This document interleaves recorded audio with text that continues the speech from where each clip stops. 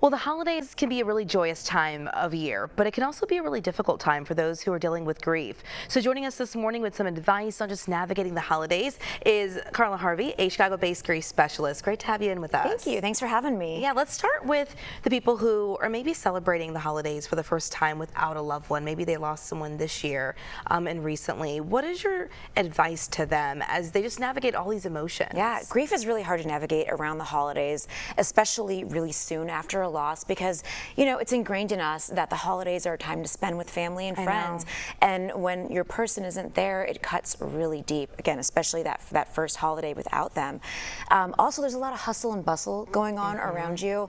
There's bright lights, there's music, everyone's happy, so it makes you feel kind of resentful that your person's not there. So these unexpected emotions can come up, like anger, because your person's not there, and also a little bit of guilt, because if you let a little bit of joy into your life, you feel guilty that you're celebrating without your person. But grief and joy can exist at the same time. It's a lot of emotions, but they can all coexist.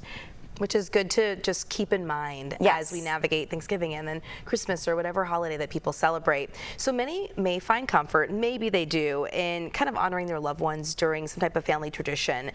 Can you tell us more about that? How can we do that? Absolutely. So the holidays are a perfect time to create new traditions for your loved one. You can light a candle for them at dinner. You can save a place for them at dinner. If they love to cook, of course, make their favorite dish or the special dish that they loved. I'm a musician, so I love music, and music is so powerful for people. So maybe your playlist for the night is all of your person's favorite holiday songs. Also, there's companies like Parting Stone that have created new ways for families to memorialize their loved one. You can now choose a method of memorialization that you can hold in your hand and talk about your person.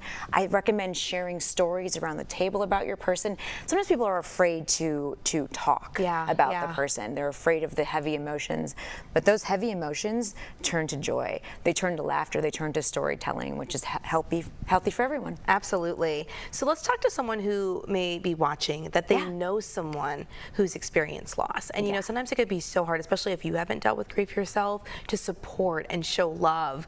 How can they do that? What are some tips to doing that? It is so hard sometimes to just know what to say, but I want to assure everyone out there that may be dealing with someone who is grieving, you can just say, I'm sorry, I'm here for you, I'm holding space for you. You don't have to feel pressured to have the right words to say. You can just hold someone's hand and just be with them. You can also do tangible things for them. You can pick up laundry, you can do the dishes, you can pick up food, you can take care of the kids. Those things aren't something that grieving people are going to ask for, but sometimes they really need the break. They need just a moment to breathe for themselves, and so picking up a task or a chore for them can be really, really helpful. Yeah, and lastly, I just wanted to ask, is it normal sometimes to feel, or maybe not normal, but have you heard where people sometimes they struggle to get to the point where they want to pause and remember? Like you kind of just want to ignore that you lost someone, Of course, that's a very common thing. I think it's really important to acknowledge grief, to take a minute and say, I'm not okay today, but you sit with your feelings, and again, talking about them, feeling those emotions and letting them happen as they come. If you need to, pull over and take a break, that's okay, but feel the emotions, because they're not going to go anywhere. They're going to fester unless you start to get them out. All right, thank you for sharing those tips. I think it's really timely this time of year. Carla Harvey, we appreciate you being with us. Thanks for having me. Thank you.